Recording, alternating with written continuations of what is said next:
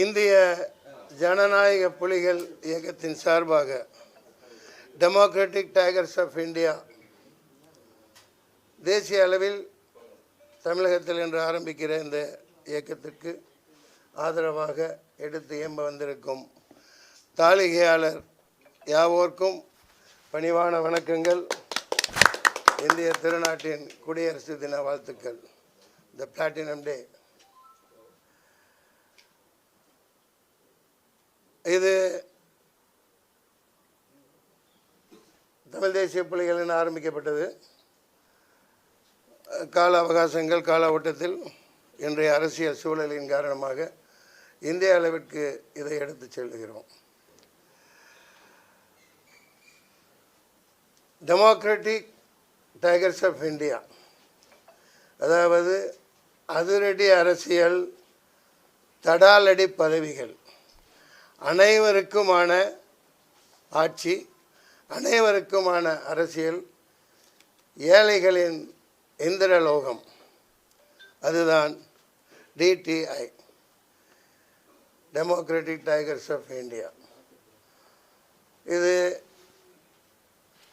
ஏதோ ஏனைய கட்சிகளில் ஒன்றா இது இருக்காது. எனது வாழ்நாளில் இறுதி மூச்சு உள்ளவரை இதற்காக அரும்பாடுபடுவேன். அரிய பெரிய எளியவர்களை அரசியலில் ஆட்சியில் அமர வைப்போம். அதுதான் எங்கள் தாரக மந்திரம். இப்போது லாயர் பேசுவார்கள். அது அனைத்து மக்களும் கல்வியும் அரசியலிலும் பங்கெடுக்க வேண்டும் என்பதற்காகவே நம் தலைவர் இந்த கட்சியை ஆரம்பித்திருக்கின்றார். அரசியல் தெரிந்தால் மட்டுமே அதிகாரம் ஏழைகள் கையில் கிடைக்கும் என்ற உன்னதமான நோக்கத்துடன் கல்வியும் அரசியலும் இரண்டு கண்கள் என்ற தத்துவத்தை இந்தியா முழுவதும் கொண்டு செல்வதற்காகவே இந்த டெமோக்ராட்டிக் டைகர்ஸ் ஆஃப் இந்தியா ஆரம்பித்திருக்கின்றோம் என்பதை தெரிவித்துக் கொள்கிறேன். அவ்வளோதான், அதிகம் பேச விரும்பலை. நீங்கள் கேட்கலாம். ஒரு நிமிடம் எப்படியும் பிரேக் பண்ணுவோம். இன்று இசைஞானி இளையராஜா அவர்களின் அருந்தவ புதல்வி பவதாரணி அவர்கள் நேற்றைய தினம் இயற்கை எய்து விட்டார்கள். அதற்காக 2 நிமிடம் மௌன அஞ்சலி.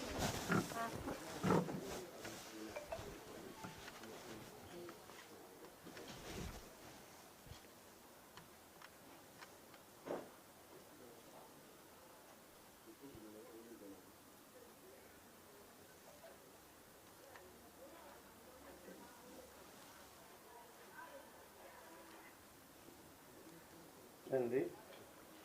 இசை அரசி பவதாரணிய இறைவன் சொர்க்கத்தில் புகழ் செய்வானாக.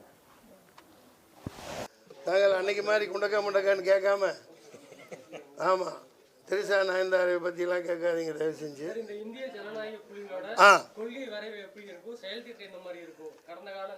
அதை சூட்சமாக எல்லாத்தையும் உங்களுக்கு குறிப்பாக சொல்லிட்டோம்.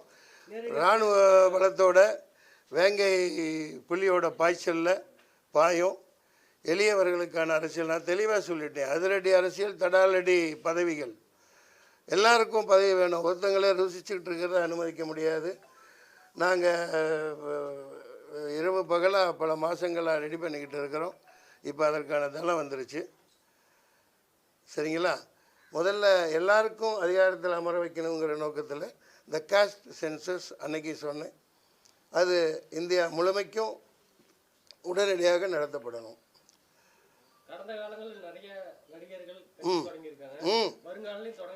கண்டிப்பாக. ஆமாம், நீ என்னடா 10ஓட 11 அத்தோட இது ஒன்று நீயும் கட்சி ஆரம்பிக்கிறேன்னு கேட்குறீங்க. உங்கள் கேள்வியை வரவேற்கிறேன். நான் சகோதரர் கேட்ட கேள்விக்கு பதில், ஐயா சீமான் ஐயா ஆரம்பிக்க 2009 ஆரம்பித்தாங்க. நான் அதுக்கு முன்னாடி 1992 அரசியலுக்கு வந்துட்டேன். எத்தனை வருஷம் ஆச்சு கணக்கு போட்டுக்கோங்க. 92 பாட்டாளி மக்கள் கட்சியில் கடந்து 3-4 வருஷங்களாக பயணித்தேன். நானாக வெளியே வந்துட்டேன். அப்போயே நான் அரசியலில் இறங்கிட்டேன். அதுக்கப்புறம் 1999 புதிய தமிழகம் சார்பாக இதே பாராளுமன்ற தொகுதியில் போட்டிகிட்டு இருக்கேன். 1 லட்சம் வாக்குகள் கிட்ட வாங்கியிருக்கேன். அதுக்கடுத்து 2009 10 வருடம் கழித்து 2009 திருச்சியில் தனியாக நான் நின்னேன், தோத்துட்டேன். அதற்கு பிறகு 2010, 1999, 2009, 2019 எத்தனை ஆண்டுகள் பாருங்கள். 19 நாம் தமிழர் கட்சியின் மூலம் போட்டியிட்டேன். 55,000 சொச்சம் ஓட்டுகள் வாங்கினேன். எல்லாத்துக்கும் தெரிஞ்சது தான். இன்றைக்கி அங்கே நான் போராடி, அங்கே நான் உழைச்சி ரொம்ப கஷ்டப்பட்டு நான் பண்ண பல விஷயங்கள், டீ குடிக்கிறது, பரோட்டா போடுறது, மீன் பிடிக்கிறது, மீன்காரமாக்கு உதவுறது, இளநீ வெட்டுறதுன்னு, அதுக்கு பேட் அண்ட் ரைட்ஸ்லாம் இல்லாமல் எனக்கு வராமல் யாரோ இன்றைக்கெல்லாம் பண்ணிகிட்டு இருக்காங்க. அதை பற்றி கவலை இல்லை, சரிங்களா? அனுபவத்துக்காக உங்களுக்கு சொன்னேன். ஸோ இப்போ 2024 நாங்கள் மிகப்பெரிய இயக்கமாக இது ஜனநாயக புலிகள் டெமோக்ராட்டிக் டைகர்ஸ் ஆஃப் இந்தியா பல தொகுதிகளில் வேட்பாளர்கள் நிறுத்தி இணைய விரும்பும் கூட்டணி சிறப்பாக அமைத்து நாங்கள் போட்டியிடுவோம். கண்டிப்பாக ஆதரவு தெரிவிக்கிறதெல்லாம் இல்லை. திட்டங்களை வந்து சரியாக நாங்கள் காய நகர்த்து சரியாக எங்களுக்கு கப்பு தான் முக்கியம். இப்போ உதாரணத்துக்கு முல்லை கொடி படரணும்னா எட்டி மரமாக இருந்தாலும் பரவாயில்லை, புட்டி மரமாக இருந்தாலும் எங்களுக்கு பரவாயில்ல. அப்பா எங்கப்பா இங்கேருந்து கொடியை காணா, பாவிகளா கொண்டாங்க, முதல்ல புட்டின்னு ஒன்று தான் ஞாபகம் வந்துருச்சு. அப்படி துரோகிகளா இப்போயே அதுக்குள்ளே கட்சிக்குள்ளே கருப்பாடுகளா, கொண்டாங்க வேமா. அது உங்கள் மூஞ்சியை மறைக்குன்னு எடுத்து வச்சுட்டீங்க. நியாயமா இது பத்தியா? என்னடான்னு வந்தேன். முல்லை கொடி படர வேண்டும் என்றால் எட்டி மரமாக இருந்தாலும் பரவாயில்லை, புட்டி மரமாக இருந்தாலும் பரவாயில்லை, எங்களுக்கு குறைந்தபட்சம் நாங்கள் பேசி முடிவெடுத்திருக்க வகையில் 10 தொகுதிகளில் இந்த பாராளுமன்ற தொகுதிகளில் நாங்கள் போட்டியிடுவோம். பத்தலையா DTI democratic tigers of India. ஒருத்தரே கேட்குறீங்க, பொறுங்க, மற்ற நீங்கள் என்ன வேணாலும் கேளுங்க. நில்லுங்க.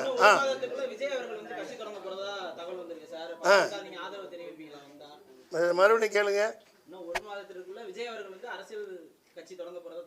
அதுக்காக நான் என்ன ஓடி போய் பதிக்கணுமா? அது நாளை. இப்போ அவர் கோர்ட்டில் பிஸியாக நடிச்சிட்டு இருக்கார். The greatest of all time, greatest of all time, that means GOAT. எங்களுக்கு இப்போல்லாம் கோட்டுனாவே ஒரு பக்கரா தான் வருது. அடுத்து பிரியாணி போட்டு போயிட்டே இருப்போம், அவ்வளவுதான். நாளைக்கு அவர் தொடங்குறார், இவர் தொடங்குறார், அதை பற்றியெல்லாம் எங்களுக்கு கவலை இல்லை. 40 வருஷமாக நான் அரசியலில் இருக்கேன். இந்த தமிழ்நாட்டு மக்கள் எவ்வளவோ துன்பத்தை அனுபவிச்சுட்டு இருக்காங்க. எங்கள் அஜெண்டா அதுதான், மீனவர்கள் ஒருத்தங்க கூட தாக்கப்படக்கூடாது, தனி சுதந்திரமாக செயல்படணும், மிகப்பெரிய தன்மானத்தோடு வாழணும், மாணவர்களுக்கு இந்த நீட்டை தூக்கணும், சிறைவாசிகளை விடுதலை செய்யணும், அப்புறம் அந்த தமிழ்நாட்டில் வேலை வாய்ப்புகள் முழுக்க இதை இந்தியா முழுக்க கொண்டு போகிறோம், எல்லா மாநிலத்துக்கும். இதில் பொறுப்பாளர்களாக பல மாநிலத்தவர்கள் இணைய இருக்காங்க. இது இராணுவ வேகத்தில் இனிமேல் போகும்.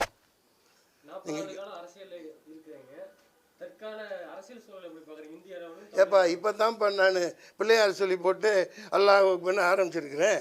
40 ஆண்டு காலம் இருக்கிறேன், பல கட்சிகளில் இருந்தேன், சரிங்களா?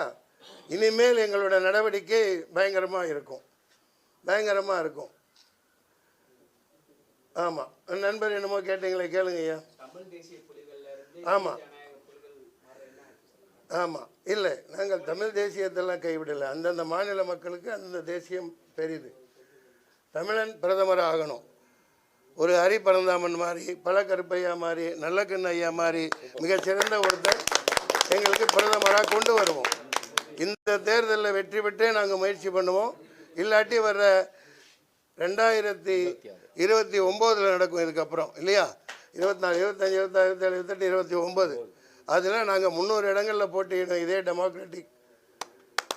Indian democratic tigers of India. கண்டிப்பாக நான் தான் சொன்னேன், முழு நேரமாக இந்த மக்களுக்காக உழைக்கிறதுக்காக நாங்கள் காத்துக்கிட்டு இருக்கோம். இது நாங்கள் கிள்ளுக்கீரையாவோ எடுப்பார் கைப்பிள்ளையாவோ இருக்க மாட்டோம். ஆமாம், நீங்கள் கேட்கறதுக்கு பதில் சொல்லிட்டேன். தமிழ் தேசிய புலிகள் டெமோக்ராட்டிக் டைகர்ஸ் ஆஃப் இந்தியா, இந்திய ஜனநாயக புலிகள். காரணம், இப்போது பெரியார் ஐயா அவர்கள் ஆரம்பித்த அந்த இயக்கம், அதனால தான் இந்த சவுத் இந்தியா இந்த அளவுக்கு விழிப்புணர்வோடு இருக்குது. அதே திராவிடர் கழகம் அவங்க தான் பொறுப்புன்னு சொல்லலாம். ஏன்னா அது சரியாக இந்தியா முழுமைக்கும் அவரோட சித்தாந்தத்தை, அவரோட நோக்கத்தை, அவரோட ஜெனரஸ்னஸ், எல்லாத்துக்குமான சமத்துவத்தை கொண்டு போய் சேர்க்கலைங்கிற ஒரு ஆதங்கம் எல்லாருக்கும் தெரியுது. ஒரு சின்ன பையன் இப்போ கொஞ்ச நாள் முன்னாடி பேசியிருந்தான், பாராட்ட வேண்டிய விஷயம். சரியாக பெரியார் இருந்திருந்தால் அவரது சீடர்கள் இன்னும் சரியாக கொண்டு போயிருந்திருக்கணும். இப்போ அவரோட சீடராக நாங்கள் இருக்கலாம். நாங்கள் எங்கள் இதில் பாருங்கள் எல்லாத்தையும் போட்டிருக்கோம். காந்தியார், தமிழர், இதில் எல்லாமே நீங்கள் கேட்டீங்களே, தமிழ் தேசியம் நாங்கள் விடலை. தமிழ் தேசியத்தின் தலைவன் அண்ணன் காயிதே மில்லத் இருக்கார், பெரியார் ஐயா இருக்கார், காந்தியார் இருக்கார், காமராஜர் இருக்கார், நம்மாழ்வார், இவர்களெல்லாம் நாங்கள் ஆதர்ச புருஷர்களாக நினச்சி தான் ஆரம்பிச்சிருக்கோம். திப்பு சுல்தான் மிஸ் பண்ணுறேன் ஃபோட்டோவிலையும் மிஸ் பண்ணுறேன். அவர் மாவீரன் தான், அதில் கருத்து வேறுபாடு எதுவும் கிடையாது. நாங்கள் இந்திய அளவுக்கு இதை கொண்டு போகிறதுனால அவரை நாங்கள் வெறுக்கிறேன்னு நீங்கள் சொல்ல முடியாது. எங்கள் அரசியல் இந்த மாநில மக்களுக்கு உரிமை பெற்று தருவது. அதே நேரத்தில் தமிழ் ஈழம் முதல்ல பெற்றுத்தருவோம். அதுக்கு முன்னாடி கச்சத்தீவை நாங்கள் வாங்கி கொடுப்போம். இது தேர்தல் அஜெண்டா, வாங்கி ஆகணும் என்னன்னாலும் சரி. அதனால தான் நான் அந்த புலிகள்ங்கிற பேரை வச்சுருக்கோம். நாங்கள் பாய்வதற்கான புலிகள், பதுங்குவதற்கானவர்கள் அல்ல. வேறு ஏதும் சந்தேகங்கள்? கண்டிப்பாக போவோம். பார்க்க தானே போகிறீங்க. அவங்க ரொம்ப நேரம் ஆண்டுட்டாங்க, அனுபவிச்சிட்டாங்க, பழம் தின்னு கொட்டை போட்டாங்க. நாங்கள் பழம் திங்காமையே கொட்டை போடுவோம். ஆம், அதுதான் இந்திய ஜனநாயக புலிகள். ஆமாம், நல்ல கேள்வி. நாங்கள் துண்டேந்தி பிச்சை எடுப்போம் இல்லையா? ஒரு கோயில் கட்டுறதுக்கு ஐயா குசு குசுன்னு பேசிக்கிட்டே இருந்தீங்கன்னா எப்படி ஐயா? அங்கே ஏன் குசு குசுன்னு பேசிகிட்டு இருக்கீங்க? நல்ல கேள்வி கேட்டீங்கல்ல. நிதி ஆதாரத்துக்கு நீ என்ன செய்வ? நல்ல கேள்வி. ஆண்டவனை நம்பி இறங்கிட்டோம், தெருவில் போவோம். இப்போ நடிகர் சங்கம் எதுக்கு சொன்னேன், தனியாக கட்டக்கூடாது, கடை வாங்கி கட்டக்கூடாதுன்னு. அதே மாதிரி தான் இதுலேயும் நான் சொல்கிறேன். நடிகர் சங்கங்கிறது ஒரு கட்டடம் அல்ல, அது ஒரு இதய கோயில். அங்கே ஆன்மாக்கள், பல நடிகர்கள், எம்ஜிஆர், சிவாஜி கணேசன், எஸ்எஸ்ஆர் லட்சிய நடிகர், மேஜர் சுந்தரராஜன் அவர்கள், வி.கே. ராமசாமி அவர்கள், அந்த மாதிரி நூற்றுக்கணக்கான பேர்கள், பிரேம் நசீர், கன்னட நடிகர் ராஜ்குமார், அப்புறம் இங்கே நாகேஸ்வர ராவ், இப்படி நூற்றுக்கணக்கான நடிகர்களின் இதயமாக அங்கே தங்கிறத அவங்க புகலிடமாக அது விளங்கியது. அதனால் அது ஒரு கோயில் போன்ற இடங்கிறதுனால மடிப்பிச்சை பிச்சை எடுத்தாவது அனைவரிடம் வாங்கி கட்டணுங்கிறது நோக்கம். அந்த மாதிரி நாங்கள் மக்கள் தர்றதை வச்சு நாங்கள் செலவழித்து நிச்சயமாக போராட முடியும். போராடுறதுக்கு பெரிய நிதி இருக்கணும்னு அவசியம் இல்லை. மிகப்பெரிய ஒரு கூட்டணி அமைப்போம். இந்த டிடிஐ அசைக்க முடியாத நம்பிக்கையார் உண்மையான தமிழகத்தின் விடியலாக அமையும்.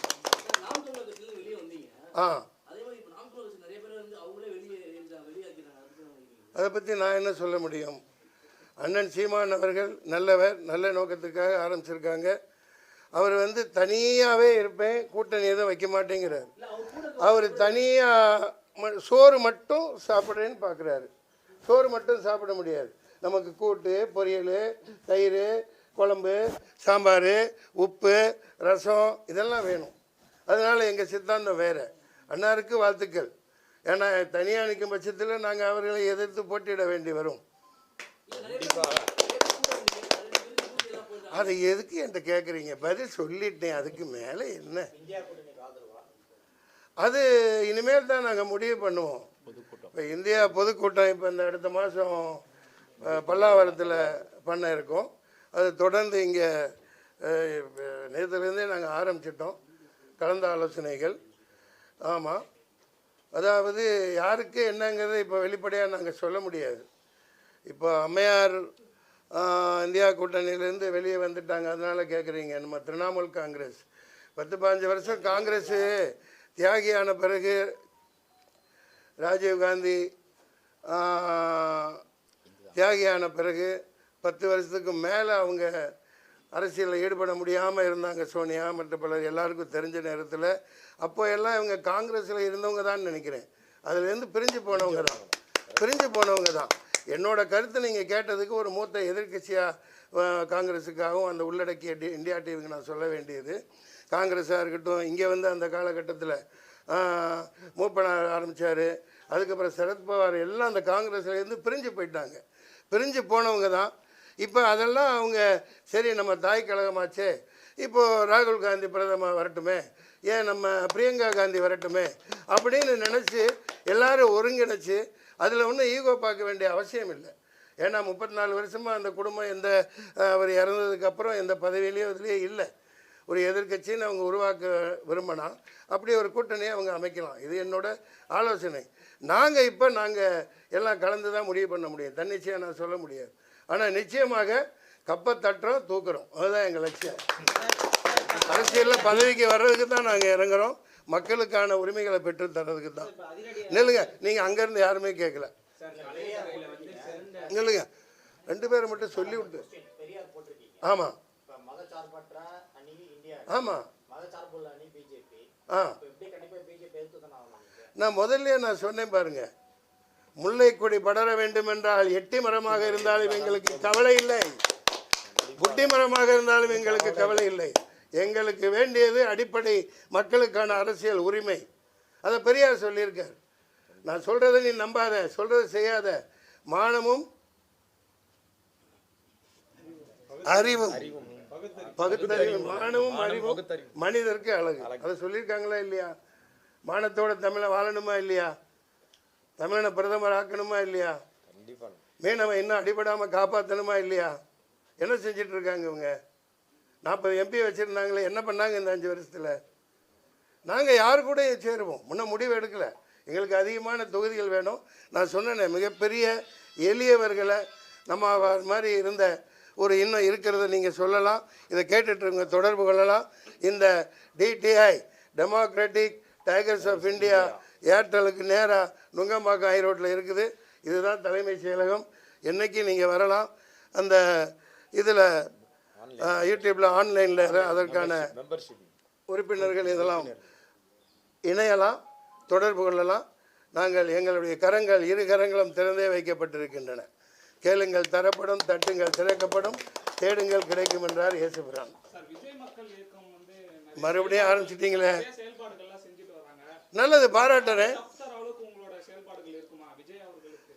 அப்போ கம்பேர் எல்லாம் பண்ண வேணாங்க. நான் சும்மா இந்த அரிசி மூட்டை, கொஞ்சம் காய்கறி, கொஞ்சம் தீனிகள் கொடுக்கறதுக்காக நான் இங்கே நோட்டு புத்தகம் கொடுக்கறது, இதுக்காக நாங்கள் அரசியல் பண்ண வரலை. இதெல்லாம் நம்ம அவங்க மக்கள் அப்படியெல்லாம் நான் சொல்லலை. தம்பி விஜய்க்கு என்னுடைய வாழ்த்துக்கள். நான் மற்றவங்க மாதிரி சீப் அரசியல்லாம் பண்ண விரும்பலை. அவர் கோர்ட்டில் பிஸியாக இருக்கார்.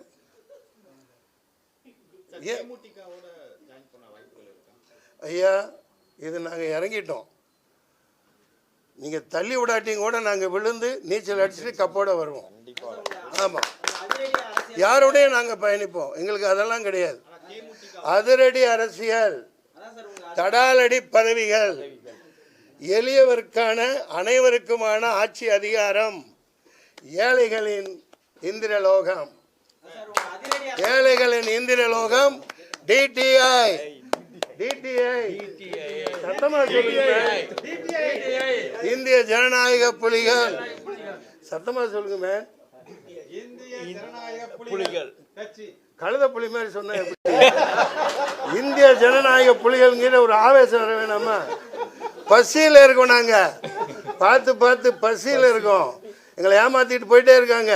இனிமேல் விட மாட்டோம். வேற ஆமாங்க, நாங்கள் சினிமாவில் நடிக்கலன்னு எல்லாம் அப்படியே அழுதுட்டு உட்காந்துருக்காங்க. போமேன், அது என் பொழப்பு. இந்த நாளைக்கு கூட ஷூட்டிங் இருக்குது. என் பொண்டாட்டி பிள்ளைய நீயா காப்பாற்றுவ? போமேன், அது உண்மைதான் நீங்கள் கேட்குறது. அது இதில் தீவிரமாக இறங்கிருக்கும், அதில் மாற்று கருத்தே இல்லை.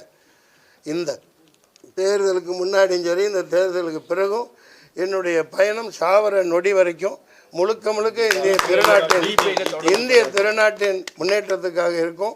ஆட்சியில் எல்லா எளியவர்களையும் பதவியில் அமர வைக்கிறதா தான் இருக்கும். மறுபடியும் நீ இப்படியே பண்ணிட்டு இருக்கிறீங்க, என்னப்பா பண்றது? போன தடவை திரிசாவை வச்சு இந்த பக்கத்துல இருந்து என்ன மாட்டி விட்டீங்க. ஐயோ ஐயோட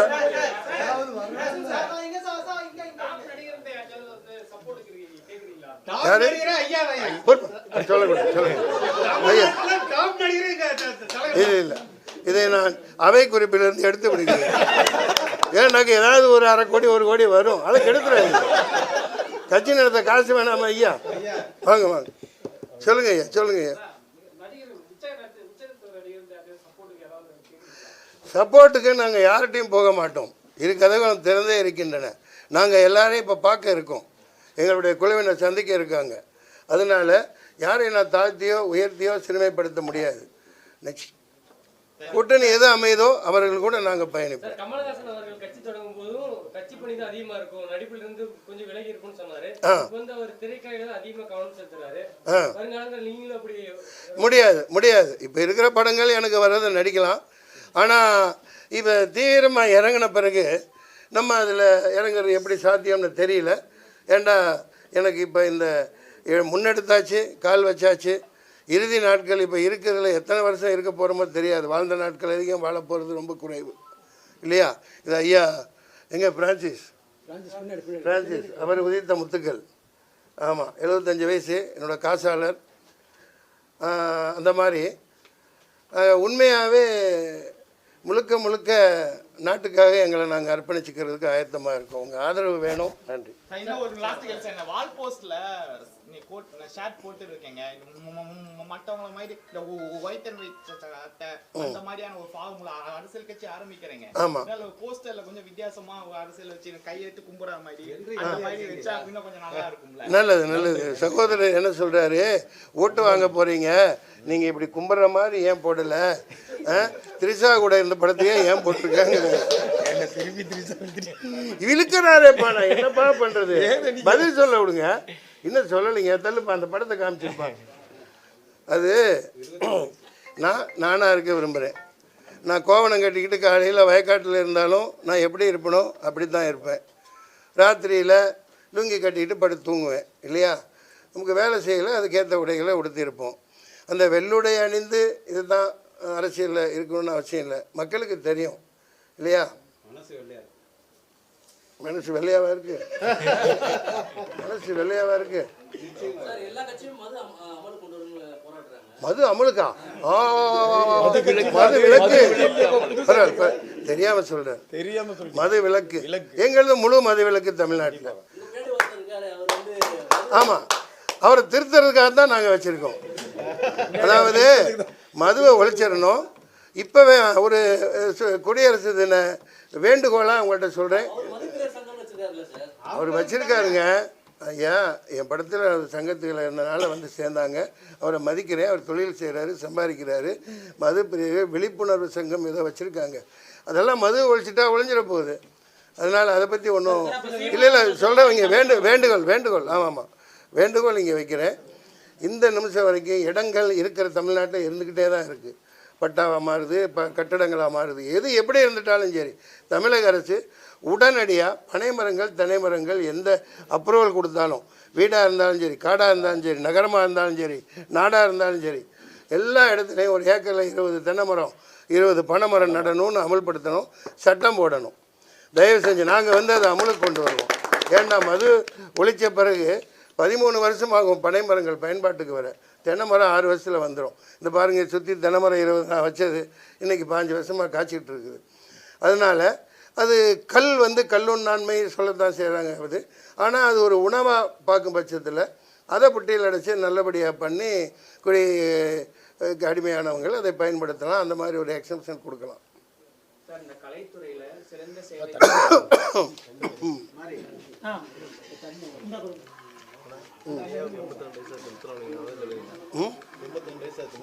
ஐயாவுக்கா? ஐயாவுக்கு 82 வயசு. எங்க வாங்க ஐயா, வாங்க ஐயா, வாங்க தலைவர், வாங்க சரி தண்ணி கொடுங்கப்பா ஒரு வாய். தவச்ச வாய்க்கு தண்ணி கொடுக்க மாட்டேங்கிறீங்களே. நீங்கள் இப்படி செய்வீங்கன்னு தான் நான் வச்சுருக்கேன். பரவாயில்ல வாங்க.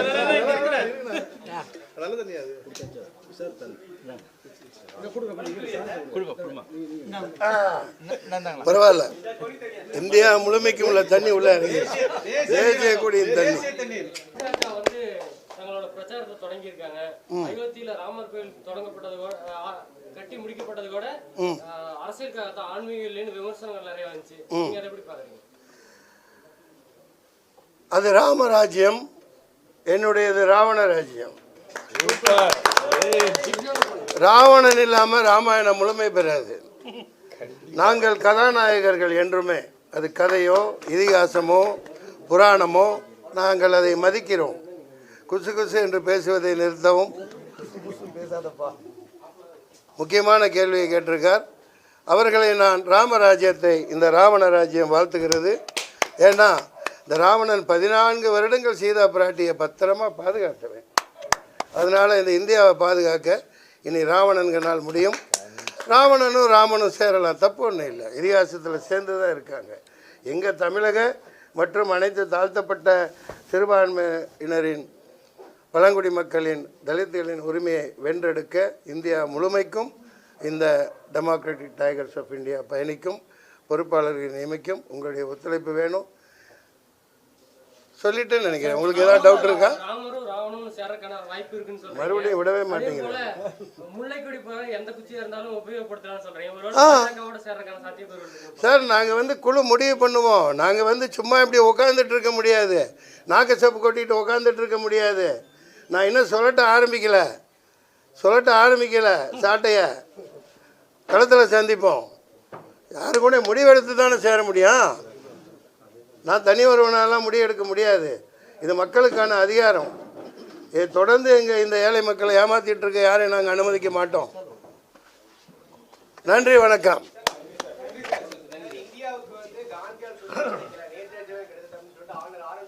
மறுபடியும் சொல்லுங்க, சத்தமாக சொல்லுங்க, பதிவாகணும். நேதாஜி சுபாஷ் சந்திர போஸ், நேதாஜி சுபாஷ் சந்திரக்கு பின்னாடி எத்தனை முஸ்லீம்கள், தலித்துகள் இருந்தாங்கங்கிறது உங்களுக்கு தெரியும். தமிழ்நாட்டில் கோடிக்கணக்காக கொட்டி கொடுத்தவங்கெல்லாம் யாருங்கிறது உங்களுக்கு தெரியும். அமித்ஷாவா யார்? அமீர் ஹம்சா. அதுக்கு முன்னாடி பார்க்க போனால் 1920களிலேயே நம்ம இதில் நினச்சி பாருங்கள், பஞ்சாபில் ஜாலியன்வாலா பாக். அப்போவே கூட சுபாஷ் சந்திர போஸ் சொன்னபடி அப்போவே சுதந்திரம் வாங்கியிருந்திருக்கலாம். ஆனால் காந்தியார் அதுக்கு கைதாகி பல வருடங்கள் நேரும் காந்தியும் செயலில் இருந்து அதை அனுபவித்து, ஏன்னா எல்லா வெள்ளைக்காரனுங்களும் போட்டில் அதை திருப்பி தாக்குனாங்க பாருங்கள். அந்த இதில் எல்லாம் ஓடி போயிட்டாங்க. சரித்திரம் நானும் படிச்சிருக்கேன். சுபாஷ் சந்திர போஸ் விட்டு போச்சு. நாங்கள் அடுத்த இதில் மேலே சேர்த்துருவோம். கட்சியின் லெட்டர் பேடில் இருக்குது. கண்டிப்பாக அவருடைய ஆக்கமும் ஊக்கமும் இருக்குது. காந்தியார் இல்லைன்னெல்லாம் சொல்கிறது அவருடைய தனிப்பட்ட சித்தாந்தம். ஆளுநர் அவர்கள் எங்களுடைய கோரிக்கை அதுதான். அதாவது நான் யாரையும் நியாயமாக தான் பேசுவேன்.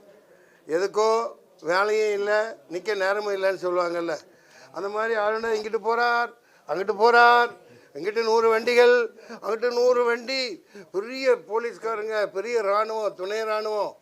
அங்கே போய் பார்த்தா 40 வருஷம் முன்னாடி நான் சென்னைக்கு வந்தப்போ நான் தனியாக போவேன். கவர்னர் பார்க்கணுன்னா நேராக போவோம். வருகை பதிவேட்டில் பேர் எழுதிட்டு உள்ளே கூப்பிட்டு போவாங்க. அழகாக சாலில் போட்டு பார்த்துட்டு வருவோம். தனி ஒருவனாக நடந்து போவோம். ஒரே ஒரு ஆள் வெளியே இருப்பான், உள்ளே 2 பேர் இருப்போம். இப்போ போய் பாருங்கள், இந்தியா பாகிஸ்தான் பவுண்டரி மாதிரி, அந்த பார்டர் மாதிரி அதை சுற்றி அடேங்கப்பா எத்தனை அந்த வைப்பாங்களே குறுக்கு, அதுக்கு பேர் என்ன? பேரிகேட். 100 கணக்காக நிற்கிது. இங்கிட்டு 100 போலீஸ், அங்கிட்டு 100 போலீஸ். அவர் போகிறார். எதுக்கு போகிறார்? ஆளுநருக்கு வெளியே என்ன? சாமி கும்பிட போகிறார், ஷாப்பிங் போகிறார். அதுக்கு இந்த அரசியலே நாங்கள் இந்த டிடிஐ வேறு இருக்கோம். நாங்கள் எந்த பதவியில் இருந்தாலும் சரி, இந்த பாதுகாப்பு படை, பூனைப்படை, எலிப்படை, பிளாக் இதெல்லாம் இருக்காது. எளிமையாக இருப்போம். வேணால் ஒரு ஆள் வேணால் கான்ஸ்டபிள் கூட வாங்க வச்சுக்கோங்க, பதிவு பண்ணுறதுக்கு, அவ்வளோதான். ஒரே ஒத்த வண்டி போதும் எங்களுக்கு. தனியாக போவோம், ஒரு வண்டி வேணால் வரலாம் அமைச்சர் ஆகும் பட்சத்தில். அதனால் ஆளுநர் சொன்னது ஒரு தனிப்பட்ட ஒரு இதோட சொல்கிறாங்க. ஆளுநர் எந்த காலத்திலையும் நாங்கள் வந்தாலும் சரி அவர் இருக்க வேண்டிய இடம் 650 ஏக்கர் பூமி, 6000 மான்கள், ஜாலியாக வாழ்ந்துட்டுருக்காரு மனுஷன். நான் 98லேயே போராடினேன். போராட்டமும் என் வாழ்க்கையில் பின்னி பிணைஞ்சது உங்களுக்கெல்லாம் தெரியும். சின்ன பசங்க நீங்கள் எத்தனை பேர் இருந்தீங்களோ தெரியாது. 35 பேர் கைதானே, சரிங்களா? கிரிக்கெட் விளையாடினேன் ஆளுநர் மாளிகை முன்னாடி. அப்போ வந்து பிவி இருந்தாங்க, பாத்திமா பிவி. திமுக அரசு என்ன இங்கேயே கைது பண்ணிருச்சு. கிரிக்கெட் ஆட போனோம். எதுக்காகன்னா ஒலிம்பிக்கில் அப்போ தகரம் கூட வாங்கலை. அங்கே வந்து 100 ஏக்கரில் ஸ்விம்மிங் பூல் கட்டுங்க, கபடிக்கு இது கட்டுங்க, எல்லாம் கிரிக்கெட் இது கட்டுங்க, ஆடிட்டோரியம் கட்டுங்க, பயிற்சி கொடுங்கன்னு. இப்போது நடிகர் சங்கத்துக்கு நான் சொல்கிறது கட்டி ஒரு ஸ்விம்மிங் பூல் கட்டி உலக தரத்துக்கு பயிற்சி கொடுக்கணும் பசங்களுக்கு, புரியுதுங்களா? ஏழை 100 பேர் சாப்பிட்டுட்டு போன நடிகர்கள் தினமும் அங்கே அந்த மாதிரி கட்டுங்க அப்படின்னு தான் அந்த நடிகர் சங்கத்துக்கு நான் கோரிக்கை வச்சேன். சுபாஷ் சந்திர போஸ் இந்திய அசைக்க முடியாத ஒரு மாபெரும் தலைவர். அவர் எப்படி செத்தாருங்கிறத இன்னும் சொல்ல மாட்டேங்கிறாங்க. ராமர் கோவில் வந்து இஸ்லாமியர்கள் ரத்தத்துல தான் கட்டப்பட்டது அப்படின்னு சொல்லி பலரும் கருத்து சொல்றாங்க. உங்களுடைய இது எப்படி? அது ராஜ்ய பரண சூத்திரமையா. அது இப்போ பதில் சொல்ல விட மாட்டேங்கிறீங்க. இப்போ என்ன கேட்டீங்க கேளுங்க ஐயா, சுருக்கமாக வாங்க. ரொம்ப நேரம் பண்ணிக்கிட்டு இருந்தால் மக்கள் பார்க்க மாட்டாங்க. ஆமாம் ஆமாம் ஆமாம் ஐயா, ஒரு மன்சூர் அலிக்கான எதையும் நான் வரவேற்க முடியாது. அது வந்து கடந்த கால தவறுகள். சுதந்திரத்துக்கு அப்புறம் எது எப்படி இருந்துச்சோ அப்படி இருக்கணும். அதுக்கு அடுத்து அங்கே எந்த விதமான கோயில்களும் இல்லை. அது நீதிமன்றமே சொல்லியிருக்கு, உச்ச நீதிமன்றமே சொல்லியிருக்கு, தீர்ப்புலையும் சொல்லியிருக்கு. அது ஆயிரக்கணக்கான மக்களை பழி வாங்கி ஏகப்பட்ட தவறுகள் பண்ணி அதில் பண்ணியிருக்காங்க. அதுக்கான அவசியமே இல்லை. அந்த மாதிரி அரசியல் நடத்த வேண்டிய அவசியம் இல்லை. எளிதாக்கணும். பாகிஸ்தான் பிரிஞ்சதுக்கே நாக்பூரில் அந்த காலம் ஆர்எஸ்எஸ்காரங்க அந்த சாவர்கரோ யாரோ ஒருவர் வந்து இந்த தான் பிரைம் மினிஸ்டராக இருப்பான், இந்த தான் இதாக இருப்பான் அப்படின்னு. ஏன்னா அப்போ வந்து முகல்ஸ்டேருந்து தான் இவங்க ஆட்சியை பறி கொடுத்தது. பெரிய நீண்ட கதை, நாள் கணக்காக பேச வேண்டியது இங்கே கேட்டது. அதனால தான் பாகிஸ்தான் பிரிஞ்சு போச்சு. இப்போ மனிதனுக்குள்ளே அடிச்சுக்கிட்டு என்ன ஆக போகுது, என்ன ஆக போகுது? கல்லை வந்து நம்ம இந்து மக்கள் சகோதரர்கள் கல்லை தெய்வமாக மதித்து பூஜை செஞ்சு புனஸ்காரம் பண்ணி அதை வணங்குறோம். கல்லில் கடவுளை பார்க்குற நாம் வாழ்ந்து உயிரோடு வாழ்ந்துட்டு இருக்க மனுஷன்லாம் நீங்கள் கடவுளை பாருங்கள். குழந்தைகள் தான் கடவுள், குழந்தையின் சிரிப்பே கடவுள். அதனால் சகோதரத்துவம், சமத்துவம், சோசியல் ஜஸ்டிஸ், யூனிட்டி இன் டைவர்சிட்டி. தொடர்ந்து பிஜேபி மசூதிகளை இடிக்கிறதே அவங்களோட அரசியல் ஈடுபாடாக வச்சிருக்காங்க. இப்போ வாரணாசியில் உள்ள ஒரு மசூதியில செவர் வந்து கோயிலுக்குள்ள இருக்கிறதா அதை கேஸ் போட்டிருக்காங்க. அதை நீங்க எப்படி பார்க்குறீங்க? நான் எல்லாத்துக்கும் பதில் சொல்லிட்டேன். இப்போது அவரவர்கள் each for other, all for each, அதுதான். அதனால் இது மதங்களை வச்சு அரசியல் பண்ணிகிட்டு இருக்குன்னா அது மக்கள் பார்த்துக்குவாங்க. நாங்கள் இப்போ தேர்தல்னு வந்துட்டனால களத்தில் இறங்குறோம். எல்லாத்தையும் ஒரே முறையில் சந்திப்போம். மக்கள்கிட்ட கலவரத்தை உண்டு பண்ணக்கூடாது. அதுதான் எங்கள் நோக்கம். We the people of India. We the people of India. We are launching the party. We are launching the party. Democratic Tigers of India. For India. Democratic Tigers of India. DTI. DTI for the people, by the people and from the people.